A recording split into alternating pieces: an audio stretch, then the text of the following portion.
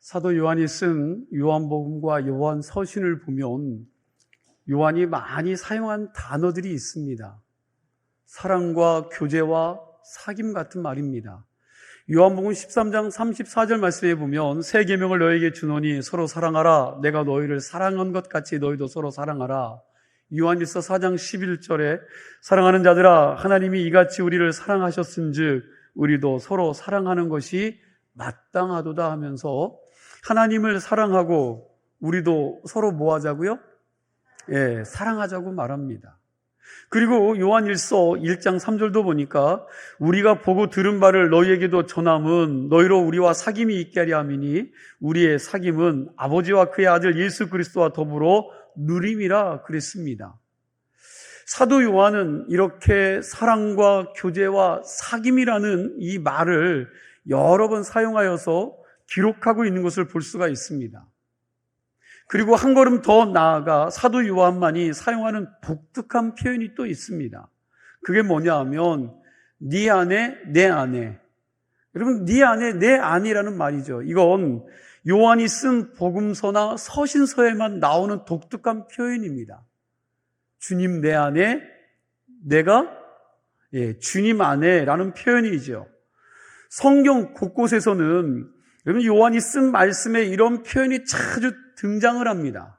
좀 더 읽어드리겠습니다. 요한복음 6장 56절 내 살을 먹고 내 피를 마시는 자는 내 안에 거하고 나도 그의 안에 거하나니 여기서 거한다라는 말이요 살 거자입니다. 다시 말하면 그 안에 들어가 뭐 한다는 거예요? 산다는 말입니다. 요한일서 3장 24절도 그의 계명을 지키는 자는 주 안에 거하고 주는 그의 안에 거하시나니 우리에게 주신 성령으로 말미암아 그가 우리 안에 거하시는 줄을 우리가 아느니라. 요한일서 4장 16절도 하나님이 우리를 사랑하시는 사랑을 우리가 알고 믿었노니 하나님은 사랑이시라. 사랑 안에 거하는 자는 하나님의 안에 거하고 하나님도 그의 안에 거하시느니라. 아멘.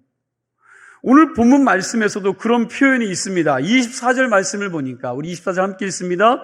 너희는 처음부터 들은 것을 너희 안에 거하게 하라. 처음부터 들은 것이 너희 안에 거하면 너희가 아들과 아버지 안에 거하리라. 아멘. 이러한 표현은 요한이 쓴 글 외에 여러분 외에는 발견할 수가 없습니다. 이건 요한만이 쓰는 말로 아주 의미 있는 표현입니다. 사실 서로 사랑하고 친밀하게 교제를 한다고 해도 너와 나 사이는 떨어져 있기 마련입니다. 아무리 사랑하고 친밀하고 가까워도 너와 나 사이는 간극이 있지 않습니까? 그러나 요한의 표현을 보면 너무너무 가깝고 친밀해서 이제는 떨어질 수 없는 한 몸처럼 주님 내 안에 내가 주님 안에 여러분 거하게 된다는 겁니다. 예수님과 나 사이는 어떠한 간극이나 갭이 존재할 수 없는 그 누구와도 나눌 수 없는 친밀한 사귐과 교제가 가능하게 되었다는 것입니다. 이게 사도 요한이 말하는 사랑과 사귐과 교제에 대한 표현입니다. 예수님은 십자가를 지시기 전에 이런 신비한 영적인 교제에 대해서 하나님께 간절히 기도하면서 이렇게 표현하셨습니다. 이게 유명한 제사장의 기도인데 요한복음 17장 21절에 나오는 말씀입니다. 잘 들어보세요.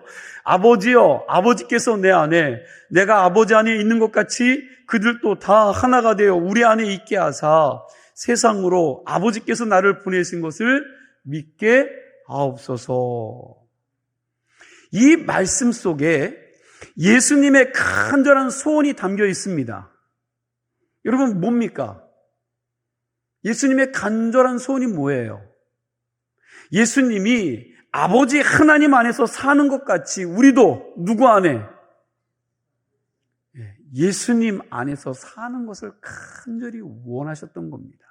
우리 이 요한복음 17장 21절을 여러분 예수님의 간절한 이 기도의 뜻을 잘 생각하시면서 우리 같이 읽어보도록 하겠습니다. 함께 읽습니다.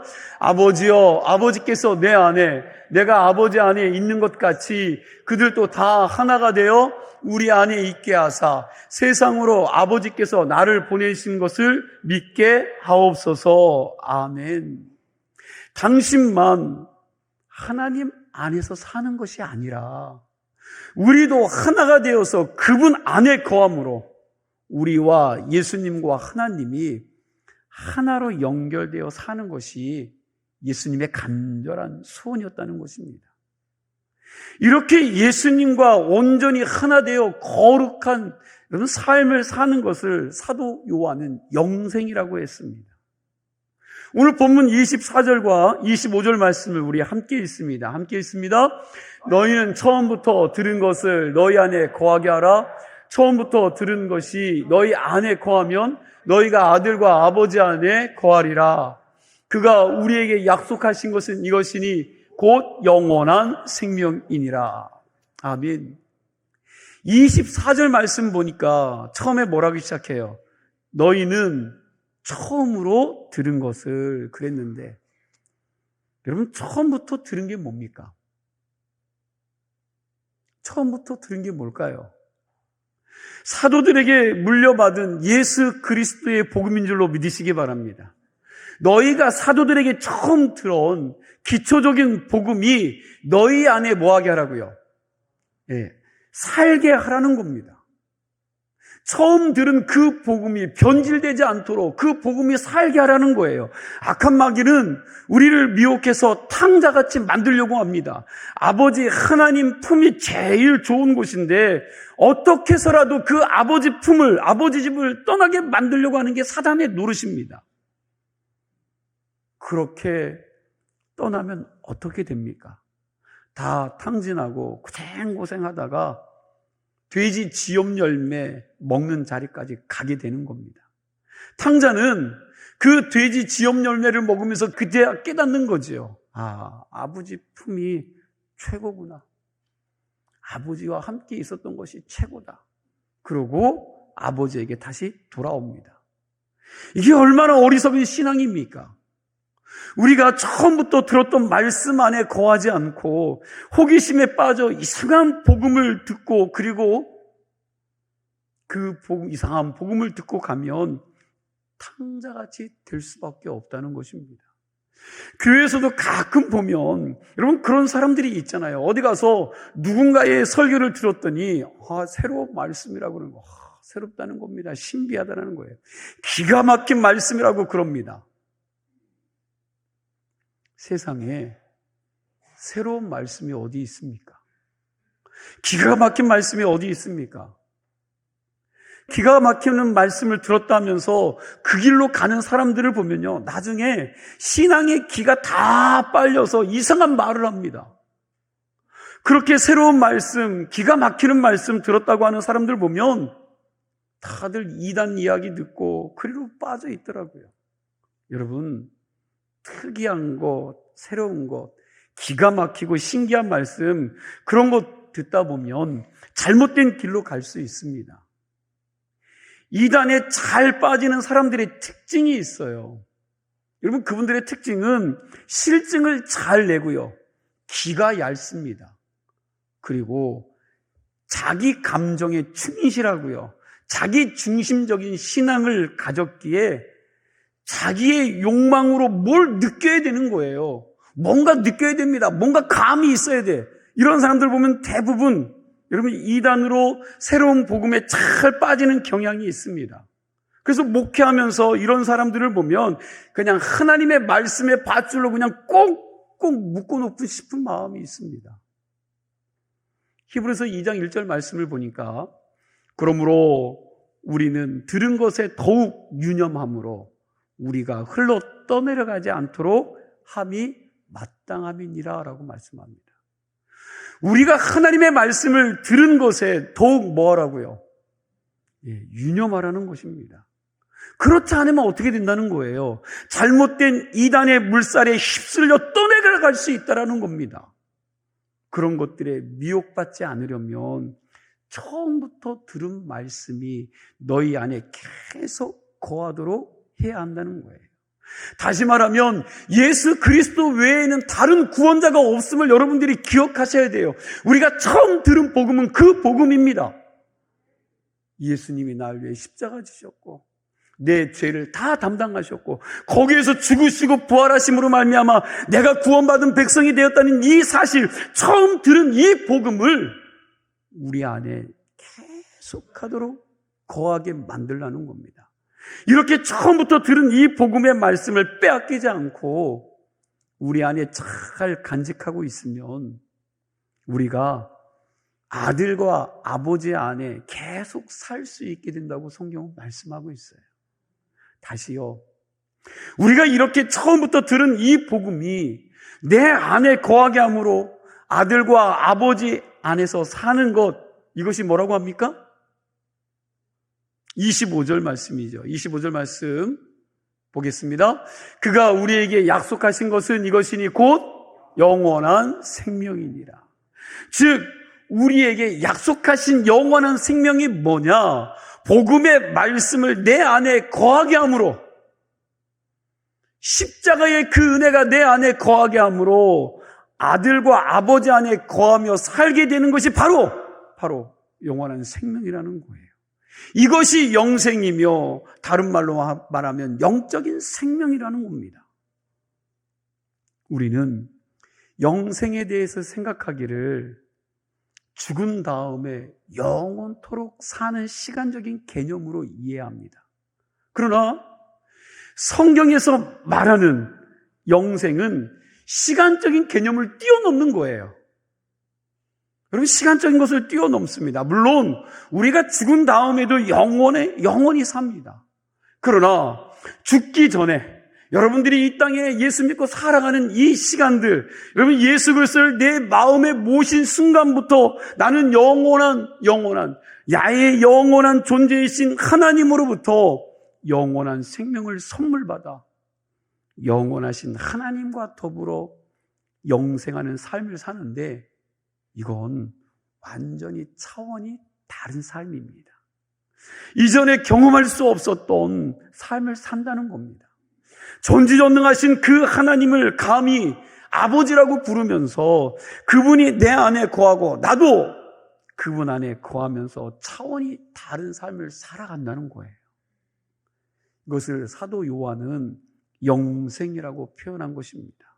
이해가 되십니까? 그럼 제가 여러분들에게 질문하겠습니다. 여러분들은 지금 내가 영원한 생명이신 주님을 모시고 있기에 그분 안에서 영생의 삶을 이미 시작하여 살고 있다는 사실을 믿으십니까? 우리가 지금 이 세상에서 그런 영적인 차원의 새로운 삶을 이해하지 못하고 살지도 못하면서 죽은 다음에야 나는 반드시 천국에 들어가 영생할 수 있으라는 여러분 거짓 확신에 차 있지는 않으십니까? 우리가 이걸 좀 점검하고 확인해야 합니다. 사도 요한은 오늘 본문에서 이걸 계속해서 강조하고 있습니다. 24절 처음부터 들은 것이 뭐라고 그랬습니까?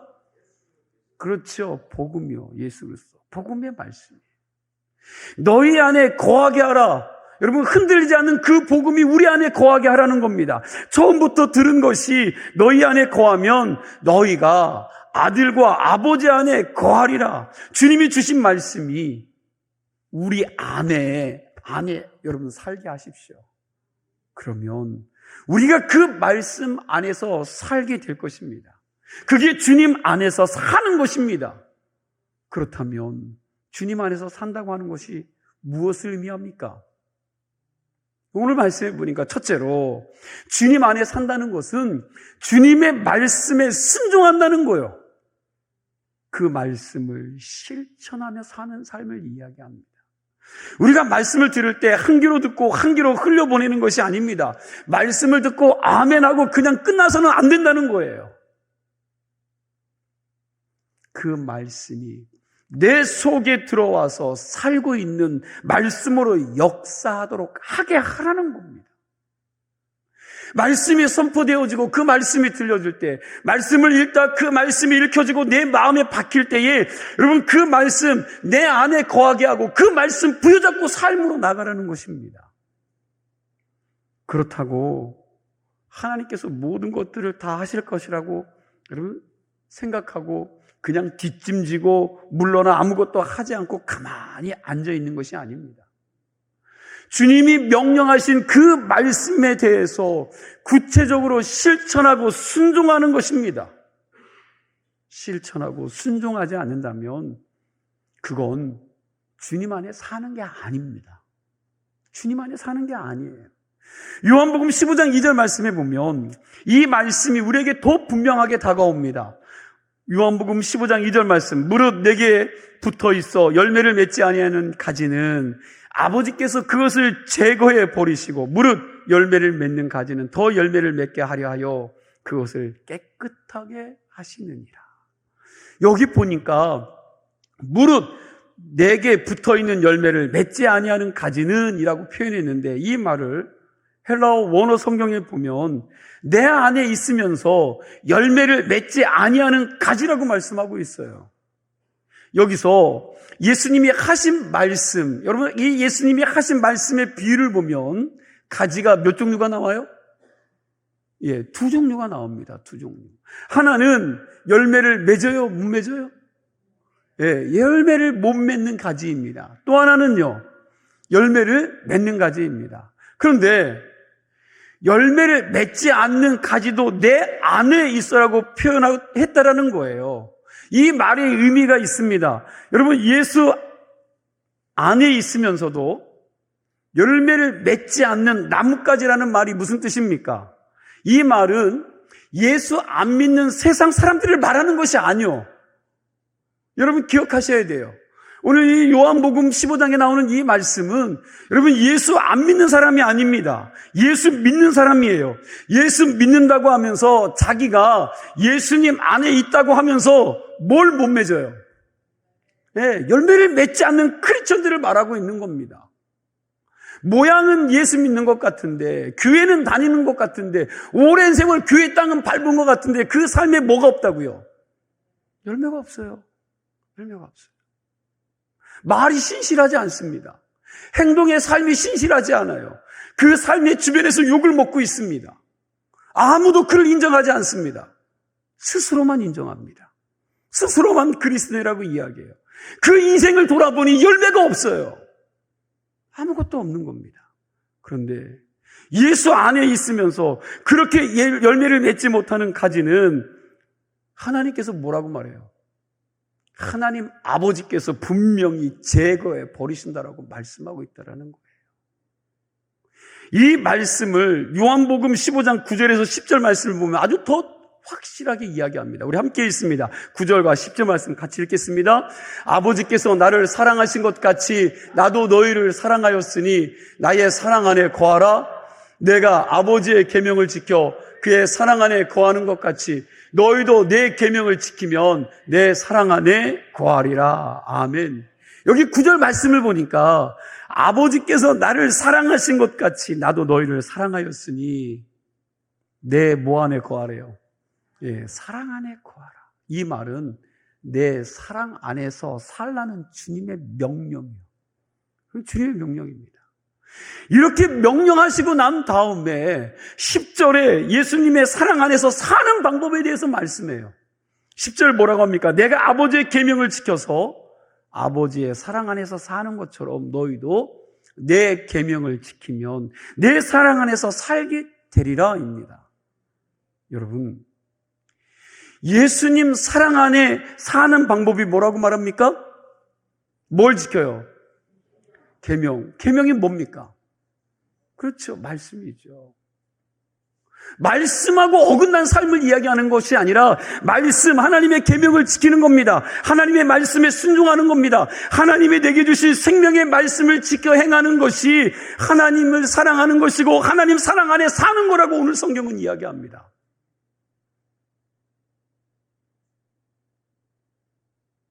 아버지를 사랑하는 자식은 아버지가 사랑하면서 잔소리하는 그 말도 지켜 행합니다. 나에게는 잔소리로 들리지만 그 아버지가 사랑하세요. 나에게 이야기하는 거기 때문에 잔소리 같아도 그 일을 행합니다. 입으로는 아버지를 사랑한다고 하는데 아버지가 말씀하시는 거 듣지 않고 지 멋대로 산다면 여러분 그건 정말 아버지를 사랑하는 자식이 아니요. 불의자식입니다. 여러분께 묻습니다. 여러분 남편 사랑하십니까? 안 사랑하세요? 예, 다시 한번. 여러분 남편 사랑하십니까? 네, 그러면 아내는 여러분 남편은 아내를 사랑하십니까? 사랑하겠지요, 그죠? 네, 표현을 안 해서 그렇지 아마 사랑하실 겁니다. 왜요? 아직 그래도 가까이 서로 붙어 살잖아요. 붙어 계시잖아요. 여러분 그런데 남편이 아내를 사랑한다고 하면서 아내가 싫어하는 짓을 계속해서 합니다. 나 당신 사랑해. 이 말로는 그냥 천상유수예요. 사랑한다고 이야기하는데 여러분 계속해서 딴 여자를 바라봅니다. 계속해서 술 마시고 노름하고 하지 말라는 성질 부리고 있고 가지 말라는 곳 가고 여러분 그러면 정말 그 아내를 사랑하는 겁니까? 네, 아니요. 아닙니다. 정말 남편이나 아내를 사랑한다면 사랑하는 사람이 싫어하는 짓을 힘들다도록 끌어내야 되지 않습니까? 여러분 끊어내는 거예요. 잘라내는 겁니다. 여러분 주님의 사랑 안에 살기를 원하십니까? 그리고 주님께서 우리에게 약속하신 그 놀라운 축복의 열매들을 풍성히 맺고 살기를 원하십니까? 그렇다면 우리를 살 길로 인도해 주시는 주님의 명령을 들으시고 실천하시기를 축원합니다. 주님의 명령. 여러분 구약시대의 백성들처럼 어쩔 수 없이 그냥 억지로 끌려가서 그 율법을 지키는 것이 아니라 정말 주님을 사랑하기 때문에 그분이 나의 주인이시고 나의 전부이기 때문에 그 사랑하는 마음으로 자발적으로 하나님을 기쁘시게 해드리시기 바랍니다. 여러분들의 그 마음을 지켜서 애써서 그분을 사랑하시라는 거예요. 이게 주님 안에 사는 삶입니다.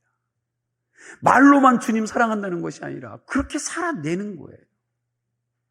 주님이 우리에게 빛 가운데 거하는 삶을 살라고 계속해서 요한일서를 통해 말씀합니다. 그러니 우리는 삼가 조심하면서 빛 대신 하나님 앞에서 코람데오의 삶을 살아야 되죠. 모든 것들을 그분이 보고 계신다는 것들을 알고 두려운 마음으로 떨리는 마음으로 살아내셔야 됩니다. 주님이 우리에게 시험에 들지 않게 기도하라고 하셨습니다. 그러니 기도해야 되죠. 묻습니다. 여러분 기도하십니까? 그럼 기도는 특별할 때만 하는 것이 아니라 성령은 쉬지 말고 기도하라고 명령하셨기에 날마다 기도를 해야 이름이 순종하는 겁니다. 그것이 주님 안에 사는 비결이라는 거지요. 그리고 주님은 우리에게 때를 얻든지 못 얻든지 뭐 하라고요? 복음을 전하라고 하셨는데 여러분 복음 전하고 계십니까? 복음의 삶을 살고 계세요? 나 하나 예수 믿기도 바쁘지 않으십니까? 우리가 내 주변에 있는 사람들에게 복음을 전해야 합니다. 이건 선택사항이 아니라 순종사항이에요. 순종. 하고 싶으면 하고 하기 싫으면 안 하는 게 아니라 여러분 성경은 선택사항이 아니라 순종사항이라고 말씀하고 있어요. 나의 영적인 생명을 유지하기 위해서 우리는 주야로 말씀을 묵상하고 그 말씀을 실천해야 합니다. 지금 나의 육적인 영적인 삶이 피폐해져 있다면 여러분 그 원인이 무엇일 것 같습니까? 거기에 대한 답은요 간단해요. 그것은 하나님의 능력이 약해져서도 아니고 하나님이 나를 사랑하지 않아서 그런 것도 아닙니다. 내가 지금 그 말씀 앞에 순종하지 않아서인 줄로 믿으시기 바랍니다. 그 말씀에 순종하지 않아서 내 뜻대로 하고 싶고 내 멋대로 하고 싶어서 그렇습니다. 우리가 나의 허물과 잘못을 정직하게 돌아봐야 돼요. 이걸 점검하고 우리의 신앙의 점 조정을 잘하고 여러분 말씀에 순종하는 삶을 살기만 하면 하나님께서는 모든 것들을 회복시켜 주시겠다고 우리에게 말씀하고 있습니다. 여러분 제가 금요 연어 석회마다 철로 역정을 설교하고 있습니다. 그 글의 저자 존 보년을 잘 아시죠? 여러분, 그는 1600년대 사람인데 청교도인입니다. 처음에 신앙을 갖고 있지 않던 그는 청교도인 메리와 결혼하면서 개신교 신자가 되었다고 합니다. 개신교 신자가 된 존 보년은 복음 전도자로 설교 활동을 하며 열심히 살았습니다. 하지만 보년이 산 그 시대는 국왕이 찰스 2세는 영국 국교회인, 즉 성공회, 영국 성공회를 제외한 기독교 교파들려 탄압했어요. 탄압. 그렇게 탄압했기 때문에 침례 교도인 이 존 보년은 허가 없이 복음을 전한 혐의, 여러분, 이 혐의 때문에 12년 동안 감옥에 툭 띄웠습니다. 단지 성공회가 아니라는 이유로 복음을 전했다는 것으로 감옥에서 존 보년이 많은 고생을 한 것입니다. 이런 고생을 하는 이 존 보년의 고생을 한 것을 보고 교도소 소장이 어느 날 그 감옥에서 스케줄을 체크한 거죠. 그날에 어떤 사람들이 이 옥을 찾아오는지 스케줄을 다 점검해 보았더니 높은 사람이 한 분도 안 오는 거예요. 그래서 이 교도소 소장이 존 보년을 잠시 풀어줍니다. 선생님, 오래간만에 집에 한번 좀 다녀오세요. 오늘은 스케줄을 보니까 높은 사람이 올 사람이 아무도 없으니까 편히 좀 다녀오세요. 가서 목욕도 하시고 가족들도 만나시고 좀 맛난 음식도 드시고 오시죠. 그런 겁니다. 존 보년이 얼마나 고마웠겠습니까? 감옥에서 나온 이 존 보년이 한참 가다가 다시 그냥 감옥으로 돌아왔습니다. 교도소 소장이 놀라서 왜 다시 돌아오냐고 묻습니다. 그러자 존 보년은 자기 마음에 있는 성령께서 집에 가면 안 된다고, 집에 가지 말라고 그러셔서 다시 돌아왔다고 그럽니다. 그 소리를 듣고 교도소장이 아이 참 이분 못 말리는 사람이네 라고 생각하고 있는데, 한 시간도 채 되지 못해서 국왕이 불시에 그 감옥에 있는 존 보년을 확인하려고 참모들을 데리고 온 것입니다. 교도소장의 마음이 어땠을까요? 아마 녹아내렸을 것입니다. 기겁했겠지요. 국왕이 가고 난 다음에 이 소장이 존 보년에게 말합니다. 당신의 성령의 인도하심, 그 다스림에 순종했기에 나도 살고 당신도 살았습니다. 감사합니다. 존 보년은 죄수였으나 죄수 같지 않은 사람이었고, 갇힌 자 같으나 진정 자유한 자였고, 전도의 훌륭한 설교자였지만 투옥 후에도 그럼 더 위대한 설교자로 변모되어 감옥을 또 다른 은혜의 장소로 만들어 갔다는 것입니다. 여러분, 우리가 인생을 살다 보면 수많은 선택기로 앞에 서 있게 됩니다. 바라기는 그때마다 내 생각과 내 판단을 좀 내려놓으세요.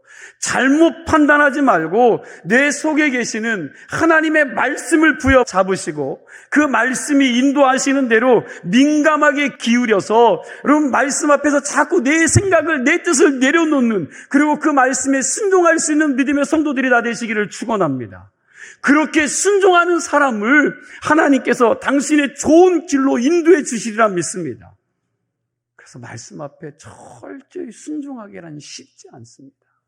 그러나 그 하나님은 그 말씀에 순종하는 사람들을 사용하시고요, 그 말씀을 순종하면서 말씀 안에 거하는 삶을 살면 반드시 말씀 되시는 하나님이 우리들의 삶을 책임져 주시고 가장 선한 길로 당신의 백성들을 이끌어 가실 줄로 믿습니다.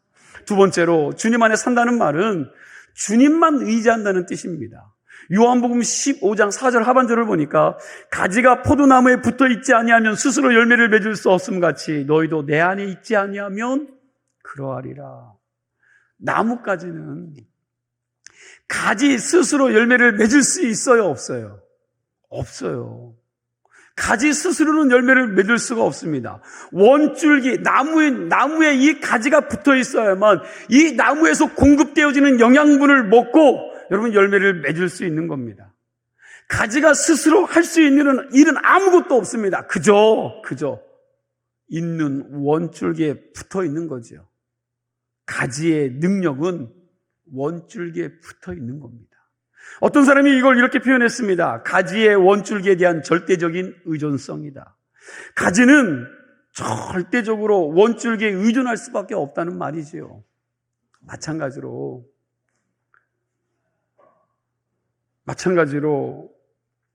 우리가 예수 그리스도를 떠나서는 아무것도 할 수가 없습니다. 너희가 나를 떠나서는 아무것도 할 수 없느니라. 여러분, 주님이 이렇게 말씀하지 않았습니까? 우리 기독교의 신앙은 우리 자신의 힘으로 뭔가를 이루는 종교가 아닙니다. 우리를 창조하신 하나님, 우리를 위하여 당신의 사랑하는 아들을 여러분 기꺼이 내어주신 하나님께 나아가 매달리는 신앙입니다. 우리를 위해서 십자가에 죽으신 주님의 옷자락을 붙잡고 매달리는 게 우리 기독교의 신앙입니다. 마음의 길이라는 책이 있습니다. 기울이십시오. 괜찮습니다. 여러분, 이 책에 보면 고독을 훈련하는 두 단계가 있다고 그래요. 고독의 훈련 첫 번째 단계는 전적으로 자기를 부인하는 것입니다. 두 번째 단계는 전적으로 하나님을 인정하고 근정하는 단계입니다. 그러나 우리가 어떻게 살고 있습니까? 여러분 어떻게 사세요? 전적으로 여러분들을 부인하며 사십니까? 우리는요, 거꾸로 살고 있어요. 우리는 세상에 살면서 자기를 부인하기보다 별거 아닌데도 불구하고 자기는 대단한 사람이라고 자꾸 인정을 합니다. 남들은 인정해주지 않는데 자기 혼자만 자기는 대단한 사람이라고 생각하는 경향이 누구에게나 있다라는 거예요. 내가 소유한 것, 내가 가지고 있는 사회적인 위치, 내 학력, 재력이나 사회적인 신분이 자기의 인격이고 자기의 모습이라고 착각하면서 여러분 교만하게 살아갈 때가 참 많아요. 자기가 높으면 얼마나 높다고. 여러분 늘 그렇게 사는 거죠. 그런데 여러분 나를 꾸미고 있는 그 껍데기를 다 벗어던지고 하나님 앞에 벌거벗은 모습으로 설 때 나는 아무것도 아닌 존재라는 사실을 발견하게 된다는 겁니다. 이게 고독 훈련의 첫 번째 단계로 나는 아무것도 아니로구나. 자기 부정이 있어야 한다는 것입니다. 여러분, 죽음의 그림자가 내 앞에 있다고 한번 생각해 보세요. 죽음의 그림자가 내 앞에 있습니다. 내가 세상에서 얻은 게 뭐가 그리 대단한 것일까요? 내가 벌어놓은 재물이 무슨 의미가 있습니까? 인기, 명예, 지식, 학력, 여러분 그거 별 볼 일 없어요. 왜요? 내 코에 이 숨결이 딱 막히는 순간, 끊어지는 순간 뭐예요? 그것들이 다 의미가 어떻게 됩니까? 없어지는 거죠.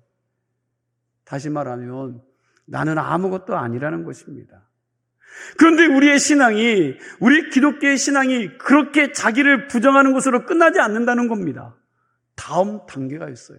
내가 부정하고 난 다음의 단계는 그렇게 자기를 부정하고 자기를 비운 그 자리에 채워야 할 게 있다는 거예요. 채워야 할 게. 그 자리에 우리의 생명의 주인이신 예수 그리스도를 채워야 한다는 것입니다. 이제는 나를 위해 십자가에서 죽으신 예수님의 사랑과 평강을 내 심령 속에 온전히 채우는 믿음의 성도들이 되길 축원합니다. 이게 두 번째 단계로 전지전능하신 하나님의 긍정의 단계입니다. 그러니까 우리 자신을 바라보던 단계에서 나를 부정하고 이제는 하나님을 우러러보는 여러분 그렇게 바라보는 단계로 나아가는 것이 바로 자기가 원줄기에 꼭 붙어서 원줄기로부터 공급되는 생명의 진액을 받아먹는 단계입니다. 이게 주님만 의지하는 삶입니다. 이것이 주님 안의 삶인 줄로 믿으시기 바랍니다. 이제 2023년도 여러분 2달째 남지 않았지요? 2달이 뭡니까? 한 달이죠, 한 달. 여러분 올 한 해 어떻게 사셨습니까? 여러분과 주님은 지금 어떤 관계이십니까? 얼마나 주님과 친밀하게 지내면서 그분을 의지하는 삶을 살으셨습니까? 예수님이 요한복음 15장에 나오는 포도나무에 비유해서 철저하게 너의 자신의 공로, 여러분 인간적인 그 의의를 부정하면서 내 안에 살라라고 우리에게 말씀하고 계십니다. 그러면 내가 너를 뭐 해주겠다고, 책임져 주시겠다고 약속하고 있어요. 너 내 안에 거해, 나와 함께 동행하자. 그러면 내가 너 인생 책임져 주겠다라고 오늘 우리에게 약속해 주고 있다는 거예요. 마치 이런 겁니다. 여리고 언덕에서 소경 바디메오가 목 놓아서 주님 나를 불쌍히 여겨, 여러분 불쌍히 여겨달라고 간청하지 않습니까? 그렇게 지나가던 그 주님을 발걸음을 옮겨서 그 소경 바디메오에게 다가가서 그에게 그 병을 고쳐줄 수 있는 그 은혜를 부어주셨던 것처럼 여러분과 저도 주님 앞에 부르짖는 성도들이 되셔야 된다는 거죠. 또요, 12의 혈루병을 앓던 여인이 그 많은 군중 속으로 어떻게 했어요? 헤치고 들어갔죠. 몰래 예수님의 옷자락을 붙잡은 것처럼 지나가시는 주님의 옷자락 끝이라도 손을 내밀어 붙잡을 수 있는 성도들이 되시길 바랍니다. 마치 예수님께 데리고 나아가기만 해도 나을 수 있겠다는 믿음을 가지고 억지로라도 끌고 나아가 주여 내 아들 귀신 들렸으니 내 아들을 불쌍히 여겨주셔서 그 아들에게서 자유하게 해달라고, 여러분 그렇게 아비의 심정을 가지고 구했던 것처럼 예수님께 울부짖을 수 있는 성도들이 되시기를 축원합니다. 우리 기독교는 예수님께 나아가 매달리는 종교입니다. 우리 생명의 주인이신 예수 그리스도 앞에 나아가 부르짖는 신앙인들이 되시기를 축원합니다. 내 자신의 힘과 능력으로 뭔가를 이룰 수 있다는 착각을 좀 버리세요, 제발. 버리시고 모든 문제의 해결자 되시는 예수 그리스도를 붙잡는 신앙이 우리 기독교의 신앙이라는 것입니다. 바라기는 더 늦기 전에, 여러분 더 늦기 전에 우리의 신앙이 온전히 주님을 붙잡는 신앙이 되었으면 합니다. 주님 안에 살기를 몸부림치시고 갈망하면서 그분의 은혜를 구하는 신앙인이 되시길 바랍니다. 매 순간 주님 내 안에, 내가 주님 안에 거하는 삶을 사는 여러분과 제가 되기를 축원합니다. 기도하겠습니다. 하나님 감사합니다.